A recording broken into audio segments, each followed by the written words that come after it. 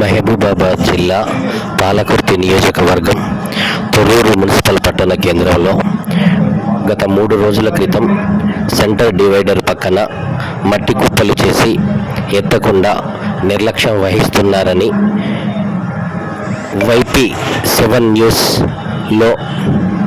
బుధవారం 12 గంటలకు న్యూస్ ప్రసరింపజేయగా 2 గంటల్లోనే స్పందించిన మున్సిపల్ అధికారి వెంటనే సిబ్బందిని పంపించి డివైడర్ పక్కన 3 రోజుల క్రితం చేసిన మట్టి కుప్పలను క్లీన్ చేయించిన మున్సిపల్ అధికారులు